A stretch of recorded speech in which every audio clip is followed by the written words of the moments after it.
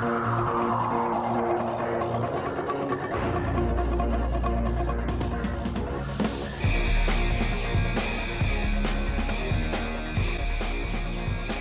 to Bscene TV. I'm your host, Nik Lewis, and this is Will Wilson.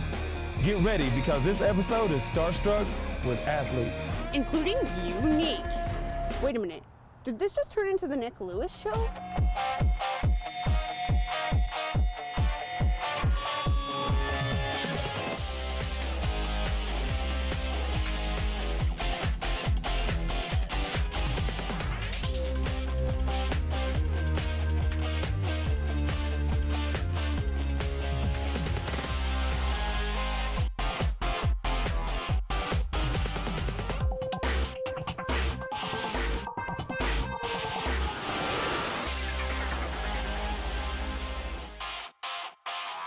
This is Calgary's Celebrity Show, where we take you behind the scenes to celebrities like 50 Cent, Ryan Hurst, Bill Brooks, Hulk Hogan, Giancarlo Esposito, Eric Francis, Bearcat Murray, and many more.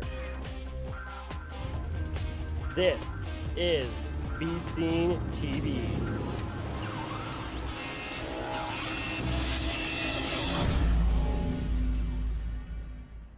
Nik Lewis is celebrating his 11th year with the Calgary Stampeders with some groundbreaking records. But what you might not know is he's actually quite the entertainer. Today's episode is about athletes, not only my wonderful co-host, but we've got not just one, but two former WWE wrestlers. And today's episode also talks about mental health awareness. That's right. The I Will Survive event was also attended by Sheldon Kennedy, who is making a positive and powerful difference in the Calgary community. Here's more. Hi, my name is Steve Leong. I'm the Executive Director of the I Will Survive Association. The mission of our organization is to remove the stigma surrounding mental illness and suicide. And the way that we achieve our mission is by hosting concerts by local musicians. Really the reason why we started this organization, it was after we lost a very close friend of ours to suicide. It was my cousin Matt, actually, that we lost. And so for anybody that's ever lost somebody to suicide, they know that it's a tough way to lose somebody, and it was a tough time for us. And basically, what we did is we had a lot of conversations with each other throughout that time. And really the conclusion that we came to, the thing that we kept coming back to, was that there's a stigma surrounding mental illness and suicide. And because there's a stigma, it's a taboo topic. And because it's taboo, people aren't talking to each other. They're not sharing their experiences and their stories and their challenges with each other. And therefore, it makes it very hard for us to help each other. And it makes it very difficult for us to overcome our biggest challenges. The ultimate change that we want to see is, like I said, mental illnesses being treated the same as other illnesses. Because we live in a world nowadays where somebody can get cancer or somebody can get, diabetes or have heart disease, and they can share their experiences with their family and friends. And most of the time, when they're sharing those experiences with their family and friends, they're going to get support from their family and friends. And their family and friends are going to be able to help them through their challenges with their health. But for some reason, there's that difference that we have with mental illnesses. And what we want to see is we want to live in a world where mental illnesses are treated the same way. And if somebody is suffering from something, they can feel comfortable opening up to friends and families. And friends and family can feel comfortable supporting them. It's always going to come back to, we want to remove that stigma surrounding mental illness and suicide. So we want to be able to host more concerts just like this in Calgary and other cities in Canada even. So if anybody's out there and they're thinking to themselves, hey, I would love to be able to host a concert in my city, please, hey, feel free to reach out to us. We've got all those systems in place to be able to go duplicate into other places. Because we find it's just a great way to get people out and to support a great cause. It's also a great way that we can support local musicians in our community. But something that we're really excited about is being able to have Sheldon Kennedy from Sheldon Kennedy's Child Advocacy Center here with us tonight as our keynote speaker. So we're really excited to have Sheldon here. He's somebody that brings a lot of value. He's somebody that we respect a lot. We really appreciate what he does in the community, and we really respect and appreciate what the Sheldon Kennedy Child Advocacy Center does. So to have him here speaking is really big for us. It's something that we're very grateful of, because he is here volunteering his time. right? It's so it's pretty cool to have them, yeah. One of the things that we see is that when the children come in, we always think that we have to deal with child abuse, mental health, suicide, addiction, bullying, whatever it is. They've all got their silo. But what we're seeing is that we have to get rid of the silos, because when these children are first assessed, they have suicidal thoughts, they've got mental health issues, they've got addiction, sexualized behavior, they're witness to domestic violence. It's all of the above. So when I talk and we go and we talk about these issues, it's about getting rid of the silos. So when we talk about mental health, to me, mental health is all of the above.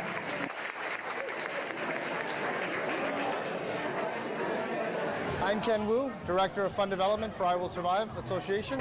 We put this event on in the hopes of raising awareness within the community for suicide and suicide prevention and mental illness. So tonight we have 4 amazing bands. We have Jory Kinjo, Jocelyn and Lisa, I Am the Mountain, and Sea Legs, our 4 amazing bands that are going to be performing for us tonight. I'm really excited, but again, it's all to help raise awareness towards ending the stigma surrounding mental illness and suicide. Unbelievable silent auction where we're hoping to raise $25,000. Last year we put on this event and we were fortunate enough to raise $20,000, so we'd like to beat that this year. So what we're doing is we're taking toy donations instead of purchasing a ticket at the door, which is all going to be donated to Sheldon Kennedy's Child Advocacy Center. Help boost some of the toy drives for the Christmas season, so we thought that would be a nice touch instead of taking the ticket sales. My ultimate goal is to hopefully empower everyone that comes in here to help start the conversation surrounding mental illness and and start the conversation surrounding suicide and suicide prevention. If we can just touch one person that might be in a place where they need a little bit of help or they need to know that people do care and we're able to reach them, then we've done our job.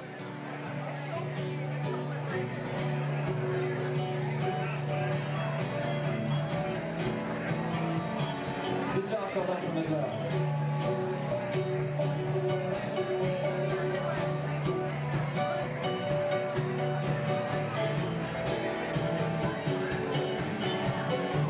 And I can see you coming out from the dark.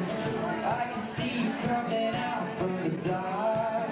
I can see you coming out from the darkest water. Ooh, I can see you coming out from the dark. I can see you coming out from the dark. I can see you coming out from the darkest water.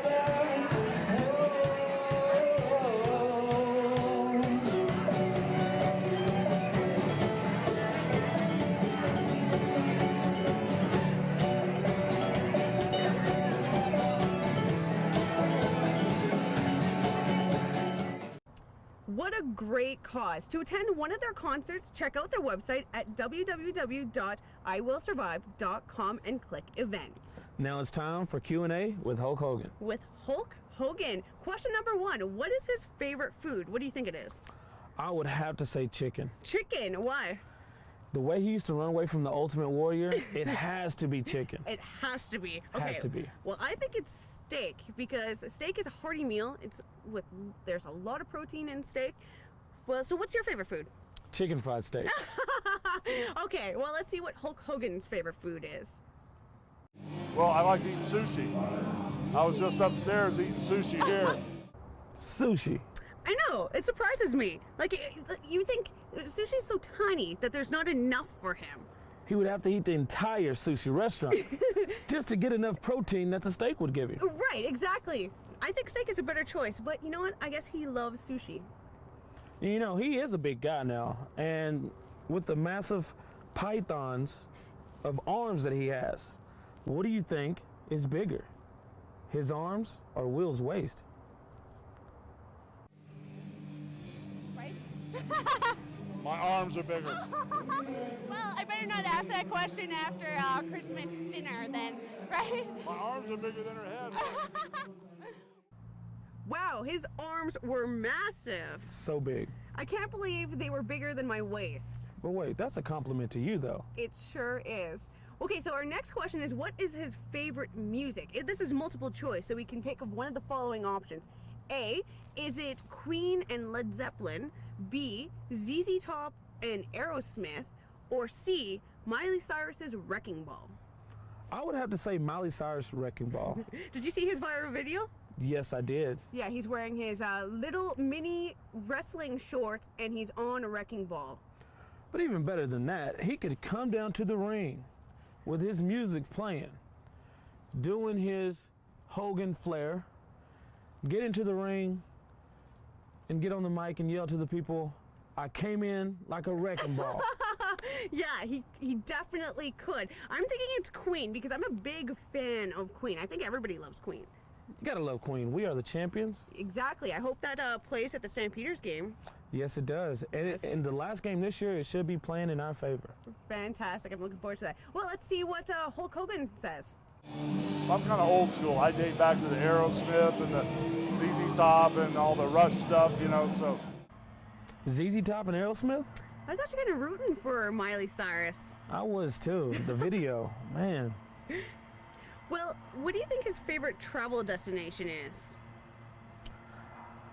He's traveled all around the world. And I just would have to think somewhere in London. London? London. Have you ever been? I've never been to London. Me neither. But I just think that he would really love London. That's funny. So I was thinking he does definitely travel all over the world, either Hawaii or Japan, because I always wanted to travel to Japan. So maybe Japan is his favorite travel destination. Maybe it is Japan since he does like sushi. Oh, exactly. I wasn't even thinking. All right, well, let's see. Well, my favorite vacation place is the place I live at. Oh yeah, and then I live in Florida, and I live on the beach, the west coast of Florida, Clearwater Beach, and it's 80 degrees all year round there, so that's the place. Florida, I guess he really wants to stick close to home, doesn't he? Who wants to go to Florida that bad? I know, and I really thought it was Japan, especially like the sushi and everything. Everything about Hogan says he travels. Right, exactly. Maybe he just likes being at home because he travels so much. Maybe. And you're far from home too. You're from Texas. So what's Texas like compared to Calgary? Like, it's just everything bigger in Texas, or? Everything is bigger in Texas. The buildings, the people, the food, everything. The drinks are even bigger in Texas. Really? Yes. Are they cheaper in Texas? They are cheaper in Texas. Oh, maybe we should go traveling there. We should travel to Texas. You know, whenever you're going to come to Texas and visit, I will take you to places with great drinks and cheap drinks. Excellent. Okay, well, so tell us a little bit about your career experience here in Calgary. How do you like it here? I love it. You know, the weather is not always great, but during the summers and the people that you meet, and everybody's so relaxed and laid back, and it's not really a fast place to be, and I just love being here. And can you talk about some of your injuries on the field during your career? Oh, wow. Injuries. The first one would be my pinky. Whoa. Which my last college touchdown. Great memorabilia. Does it still hurt? No, it doesn't hurt anymore. It just won't straighten out. Wow. And then I've torn ligaments in my knees and cracked ribs and broke my leg last year. So some things are pretty painful. Yeah, and I'm glad that you haven't had any injuries that ended your career early, because Calgary really loves you, Nick. Thank you, and I am so grateful for Calgary and not to have a career in injury myself, and hopefully I can finish it out without one. And coming up next is another former WWE wrestler who suffered an injury that retired his career early. Now uses his story and experiences to inspire others. From WWE wrestler to author and professional motivational speaker, today's star guest is going to reveal what caused the drastic career change, the struggles to overcome it, and more importantly, how to let things go that you just thought you couldn't live without. Here is Rick Titan. Thank you so much for joining us. Can you tell us a little bit about your wrestling career? Thank you. It's a pleasure for being here.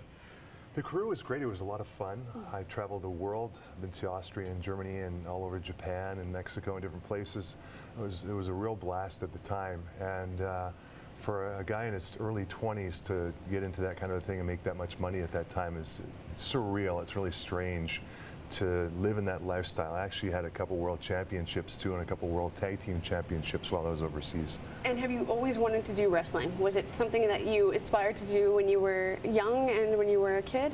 It's funny, a lot of people ask me that, and from my perspective, I think I started watching it around 15 years of age. I wasn't watching it as a young child, but I was already close to 6'6" like I am now. So to watch it then and watch the guys going through the motions, and I was taking martial arts at the time, I figured, well, at my height and then my capabilities, all I had to do is gain some more weight and I could do it. And it looked pretty exciting, and I didn't think I'd like to be sitting at a desk for the rest of my life. For sure, and tell us a little bit about like how it felt to be on stage wrestling. Like, was it with like the adrenaline going with the audience and the crowd, and what was that like? It was a real rush. It was huge. I mean, the adrenaline spikes just before you step out the door. You hear the people going crazy. Sometimes, if they've recognized your music, I was more popular in Japan than I was over here. Oh. As soon as they hear your music and they go nuts and you're ready to blast through that door, it's amazing. And part of the thing too is that people say, how can you stand all that pain? But when you're that psyched up and you've got that much adrenaline rush going on, you don't feel anything. Okay. And so what had happened that ended your career a little bit early? Well, the last couple of years of it were I'd been out of the World Wrestling Entertainment, and that was my dream to achieve. So it was a little bit of a downtime for me, but it was also an uptime in the sense that I was in the top promotion in Japan. And I found that I was just stiff and sore, and it was a really painful thing every day to get up in the morning even.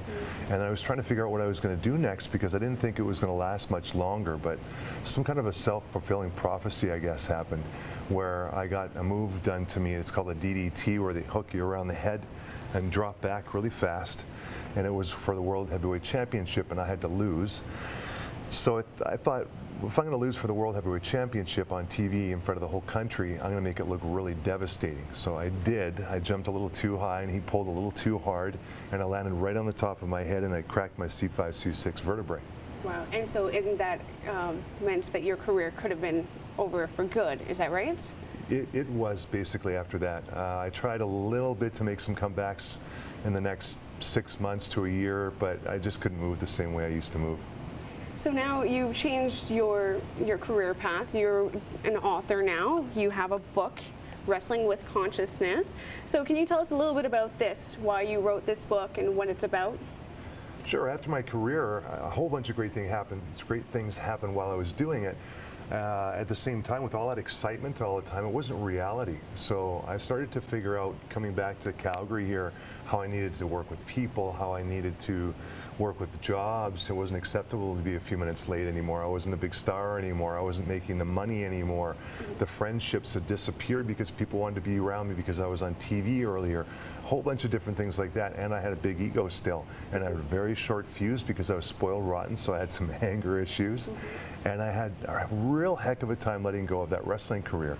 And that, to me, is the biggest thing in the world, is letting go of old problems or things in the past. That seems to be the thing that tortures people the most from day to day, whether it's subtle or whether they're right at threshold and they're rock bottom, they've really got to make a change. So, yeah, your concept of let go, can you tell us what your acronyms for that is and a little bit about the concept and how you came up with it? Sure.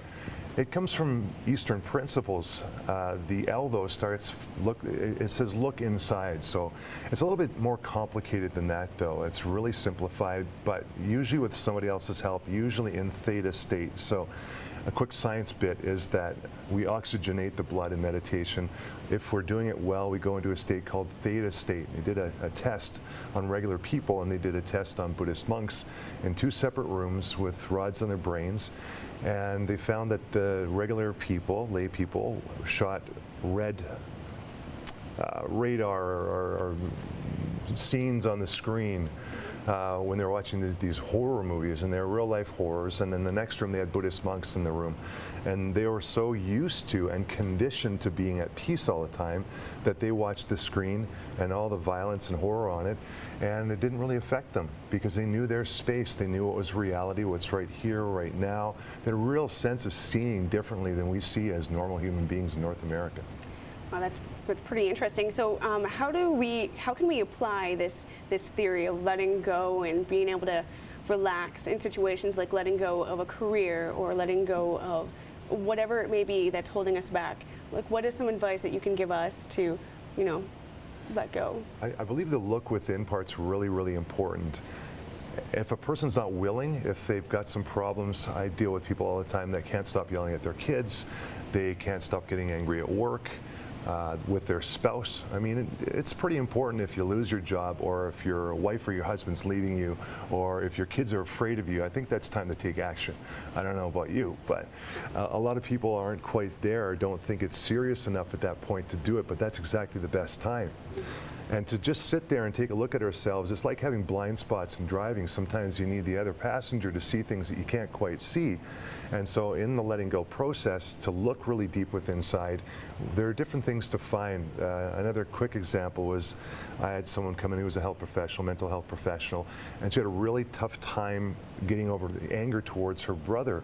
But what she actually found out, that there was a scene with some property, and her father and her brother, her father had passed on. She was still angry at her father, who had already passed on. But once she figured that out, then we could start working through that. And then her anger was gone after a while.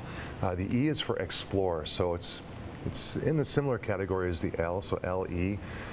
T is to transform it, and there are a lot of different ways that people like to visualize or see different things. For anybody in the Eastern philosophies who are practicing regular meditation, to transform it is to get in that space of peace and calm and keep going there and keep going there.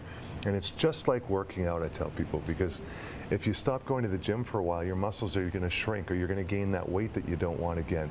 If you stop doing these kind of exercises and the philosophies that go along with them, you'll revert back to the upset state or the angry state that you were in before.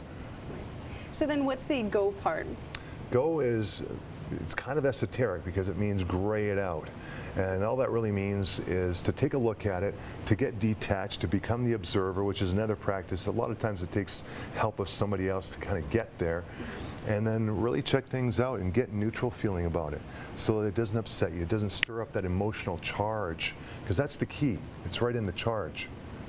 And then once we've gotten rid of that, and then we can take a look at it from a little bit of a distance, almost like a stranger just sensing the situation, then we can overcome it. And there are replacement methods in there as well, that at the very end in the O, of being able to overcome it, overtake it, that creating a new future for ourselves, or a new present, even stepping into a nice peace and calm space over and over again, as I mentioned. Right, so how did you apply these kind of theories to your, like losing your career and changing your career? It was really difficult. I read a lot of different philosophies. I read on Judaism, I read the Quran, I read a lot in the Bible, I read a lot on Buddhism, Taoism, and a whole bunch of philosophies to try and get my mind out of the hole that it was in. Because I was in a really bad place. I was angry, I was short-tempered, I was stuck on my old career, I couldn't let go of the money. I mean, I was driving myself crazy, and all day, every day for almost a year, well, I couldn't stop thinking about, I've got to get my career back. I've got to get what I love back, because I was so passionate about it. And nothing else in the world could replace it for me at the time. So I did jobs and the odd thing here and there, and nothing was even close. Everything was so mundane and so boring compared to that career. I got depressed too. And a lot of it is breathing, but a lot of it is the philosophy to go along with it. And people say, yeah, I read books about that, or I meditate. Well, it's kind of like I'm doing the rumba right now for Dancing with the Calgary Stars, and I'm learning it from a really great instructor. And if I tried to do that out of a book, it would be absolutely impossible for me to figure out how to dance and do that in front of a live audience. Same thing, I tried to learn Kung Fu out of a book when I was a teenager. You can't learn Kung Fu from a book. Same thing with the letting go process or the anger process. You need somebody to help take you on a path and change your patterning, because it's your old patterning and way of thinking that got you in the bad place you're in the first place. So can you tell us a little bit about who you are? What kind of things you like to do now that you, like what kind of hobbies do you have now? I like to work out. I like to keep fit. I do a lot of writing. I do some public speaking. I enjoy that. I do go around to some centers in Calgary for addictions and have a little talk with them and trying to inspire the people just stepping into it, because it can be really hard when you're trying to get off those things. I know from my past with being having troubles with painkillers was one of the hardest times in my life. So to get a little inspiration to those people it means a lot to me. And coaching people one-on-one, you know. When I first got into this, I wrote the book, and then a lady had told me who, Kathleen, her name is actually, and she seemed to be channeling. It was really strange. And then afterwards she says, you know, you're not going to be just a writer. And I said, well, that's all I want to be. And she says, well, you're going to be a speaker. And I said, yeah, whatever, right? So within a year later, I ended up getting asked to speak, and I started doing some more gigs, and it felt really comfortable because I was used to being on the stage and wrestling so much. It was natural for me. And I thought, no, that's the rush I love, and I still really enjoy that. But to get in front of a small group of people, to be able to shake their hand and get a heart-to-heart space with them, and to make a difference or a shift in their mentality or their way of feeling, and even in the coaching room one-on-one even more so, and really connect, really know their story, really get to the bottom of it, really see them get that aha. You know, that sudden change where they become alive again. Yeah, I can do this. Because it's not a matter of, again, first of all, they do have to be willing. If they're not, nothing's going to happen. But after that, it's a point of when is this going to happen, or I am going to do this, not if it's going to happen. And then we move forward from there, and you see the progress, and it's the best thing in the world. So have you traveled outside of Calgary with your motivational speaking? I haven't yet. No. Not yet. Yeah. Okay. So you've gone to a lot of schools and a lot of functions. Can you tell us something that was really memorable about that experience? There's so many different experiences. One of them was the Many Faces of Success that I put on about a year and a half ago. That was terrific, and I had some of my other great favorite speakers on there. We shared the stage, and it was great to even share that stage with them and have some other TV personalities like yourself in the audience enjoying it and seeing, I could see the lights going on in people's eyes. That was really cool. Speaking at the schools with the kids, that's always great. It's lots of fun. And making a bit of a difference in the way they see things and a shift for them on bullying and overcoming adversity. And some of the smaller things, I put on my own workshops on letting go, or my own workshops on anger. I can be found on Facebook. And that's just, to me, it really moves me. You know, that's my whole motivation, my whole purpose in life. And I like to live with my core values and live every day like that. And every time I meet somebody, or every time something starts to happen in my life, I like to keep it steered within that context. And if it's way off, which, believe me, a lot of my old wrestling experiences are way off, I try not to go there or bother with it anymore. So you're also writing another book currently, is that right? Can you tell us a little bit about what it's about? Wrestling with Consciousness was more about what it was like to be a professional wrestler, because it's really tricky and really fascinating. Even for me going through it, it was mind-boggling sometimes. And to write a second book on it, and it did discuss the problems of letting go and anger. I think it didn't get into them as deeply as I would have liked to have. So the next book is going to be more about you, the audience, more about people reading it, more of a self-help type of book. Here are step-by-step procedures that you can help yourself, like I did, to get through anger states or get through hanging on to old past negativities. Sure. So what is one of the major pieces of advice that you can give us today? Major piece of advice. Yes. Don't wait till you're on the threshold.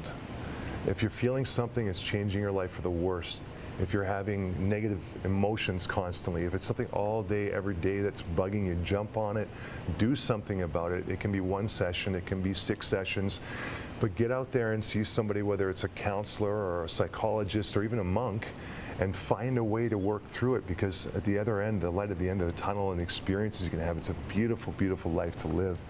If you don't live in that misery or stress or anger, get out of that stress. It feels great. Absolutely. Thank you so much for joining us today. Thank you. We're looking forward to your next book, and check out Wrestling with Consciousness with Rick Titan. Well, that's it for Bscene TV. Thank you so much, Nik Lewis, for being on the show. It was an honor. And I'm grateful to be here. Thank you. I'm Will Wilson. And I'm Nik Lewis. See you next time.